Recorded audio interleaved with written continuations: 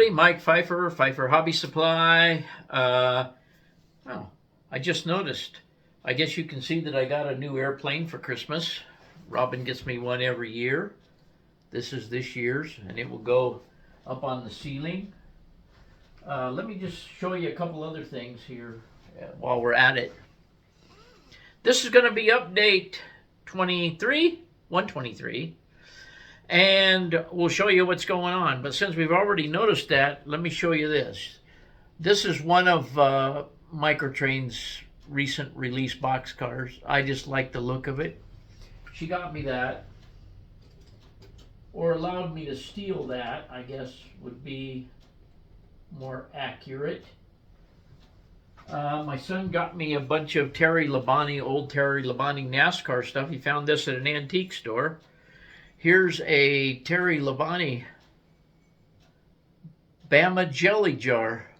Can you imagine? NASCAR putting their name on a jelly jar? I don't know.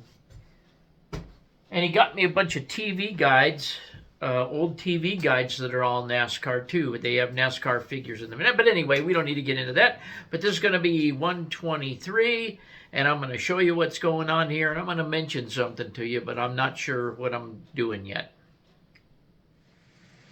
Okay, everybody. I've got the triangular building hooked down. Obviously, the ice house or the cold storage. I've got those two buildings back there down. I don't have any scenery around them yet, as you saw. But I do have the lights on. I have the lights on in the engine house. And I have random lights. I have a sequencer going on the houses back there. So those turn off randomly and on randomly. And I have 3 of the mobile homes lit. So I'm feeling pretty good about the way this is looking out there. Now you can see another one's on over there. And we'll catch a train going by. Anyway, that's what it looks like in the dark right now. Okay, now you can see the 3 buildings. I have them down on their respective asphalt and concrete. I have the lighting hooked up. I'll show you that in a bit. I've got an old man's junkyard out here, little junkyard. Now he just lives there. A small road that goes back to the junkyard. Put a biker out there in the road just getting to the bar. I think all the rest of that you've seen. I have the wire down through for the Tasty Freeze, and that's where the post office and the palm reader are going to be in the general vicinity. I have the A to Z used car sign stuck in. If I swing around here, oh, and I have the little office building in also for the co-op. And I built this little unit over here to go in that long skinny spot. Now it's not all done, it's not all finished being painted obviously, but that's where it will be. So you can see how this is kind of coming together. I did put the abandoned truck behind the abandoned gas station. I do need to do some weathering to the concrete and so forth, and I still haven't painted any of the road, weathered any of the road. But you get the idea there. It takes a lot of wiring to accomplish getting all of that hooked up. My heat gun is heating up, or my glue gun is heating up. I have all of this working where it turns on and off with the light switch that's separate from the layout power. But this is all the wiring that's hanging there right now that I've got to get glued up. The yellow one is the sequencer for the houses over there. I've got one hanging back over here. That one will be probably repowered from another hub back underneath there, because you can see that I have several lights that aren't hooked up yet, and I have several buildings that don't have their lights down through yet. So there's a lot more hubs and things that need to put in, but I'm going to use my hot glue gun and hook all that up and get rid of that wire up underneath there. I really need to get over there and do that rat's nest over there as well.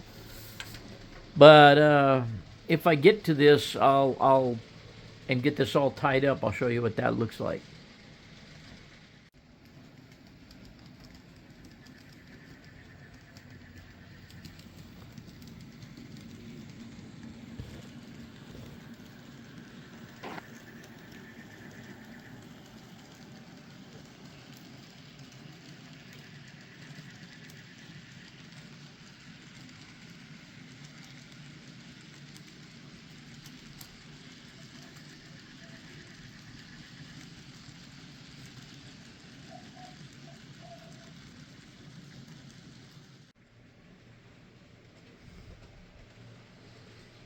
Okay, gang, here's all the wire tied up underneath, except for I need to put another transformer over here that I can connect all these wires to. Aside from that, once I get these, get a distribution panel over here, then I can get all that wire hooked up. I'll probably need 2 over here at least. And as I add buildings, I'll probably need some more. But I think I'll put 2 of them over here to begin with and see how that goes. But as you can see, that's a much cleaner mess. I still didn't get over there. I'm going to do that tomorrow. I don't want to move all my stuff over there. But anyways, that's it for now. Okay, everybody. Now I've got all the kind of like weathering done, some pastels on the streets and so forth. Got some weathering done on the asphalt at the old gas station. Got some non-functional stoplights put in over there. I don't know what else to tell you. I've got this all squared away. I think it looks good. I think I told you I put this little hobo camp in. I weathered that up today. Put some vehicles there. I have a truck over there at the general store. The kids are still playing baseball.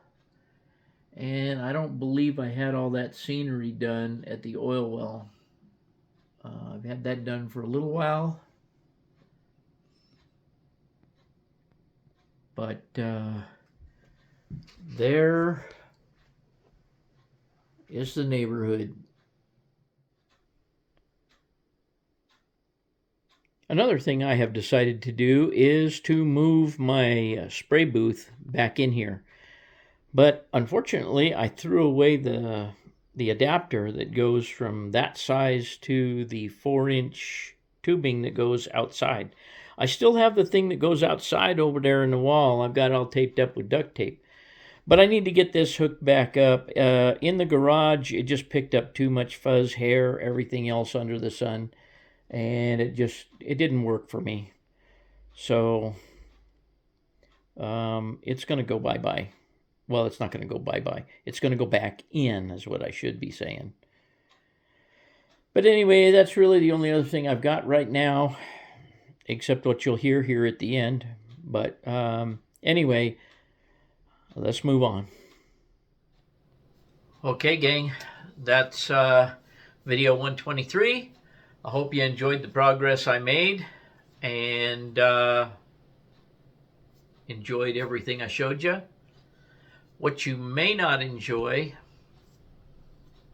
you may or may not. And and this is just a feeling coming out of my head today, but I've ever since I came up with this plan, I crammed all this into this room. And I feel crowded in here. And it's kind of a man cave thing. I have other things in here, and I don't know. I really don't know what I'm going to do. But I'm going to throw this out to you. When I started model railroading some 18 million years ago, when the dinosaurs were still walking around, the first layout I built was an Atlas HO Midland Central. And I don't know if you guys are familiar with that track plan, but it's kind of a upper level, lower level, in and out view with a double inlet into a yard that has a dead-ended station in it, a large station, such as, not Grand Central, but a large one single-ended station. Ever since I did the HO scale of that, I love that layout.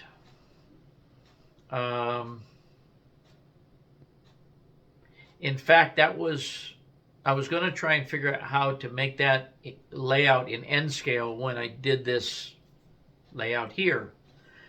And then I got carried away with the size that I have.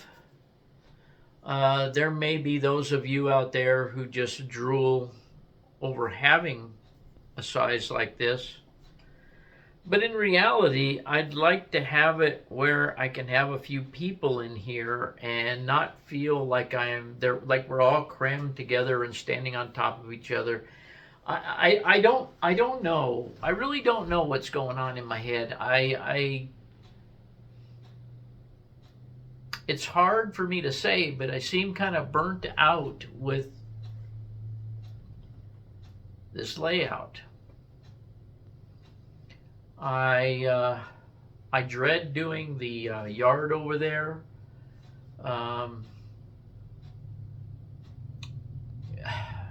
Anyway, and the yard is really a waste of space simply because nothing ever gets parked. Well, there's stuff parked there all the time, but it never gets moved.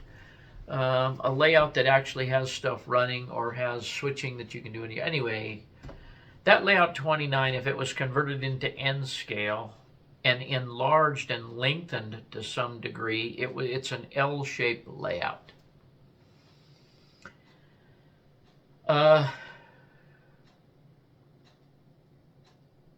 It would fit in here very nicely with modifying it a little bit so it had a little longer run.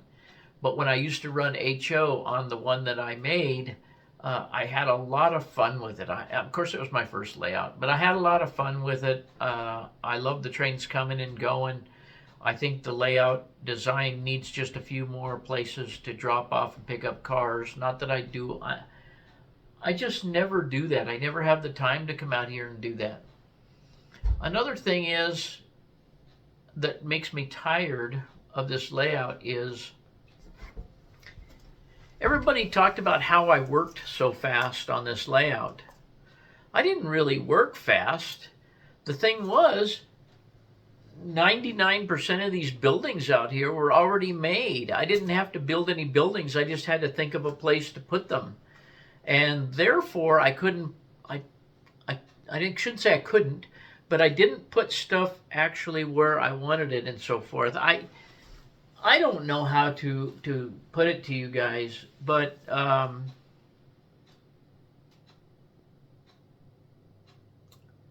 like doing something. I mean, I like building something once in a while. And I go back and look at my old videos, and you guys do that too. And some of you new people have seen some of these. But you see a lot of these buildings in layouts from 15 years ago.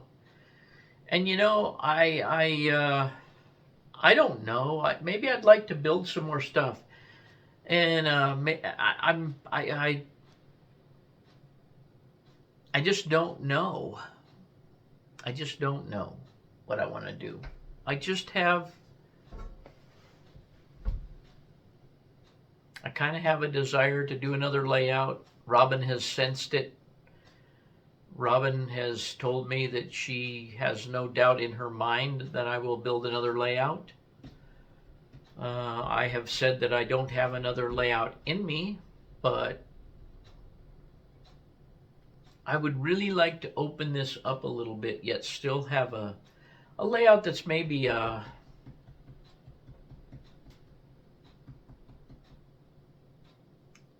don't know, 2/3 this size or something. But anyway, I don't know. It's layout number 29 in the HO 6 plan HO book that's been around for 100 years. It's a John Allen design.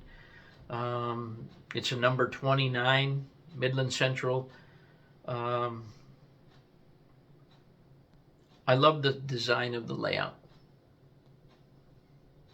And I can't really say that about all the other layouts that I've done. I have a couple that were kind of my favorites, but I can't really say it like I say it about that layout. Of course, there again, it was my first layout, and maybe we have an affinity for those kind of things. I don't know if I'm going to tear this out. I don't know if I'm not going to tear this out. I don't know. I just don't know what I'm going to do, but it's something that's going around in my head. But don't be surprised if I get to that point.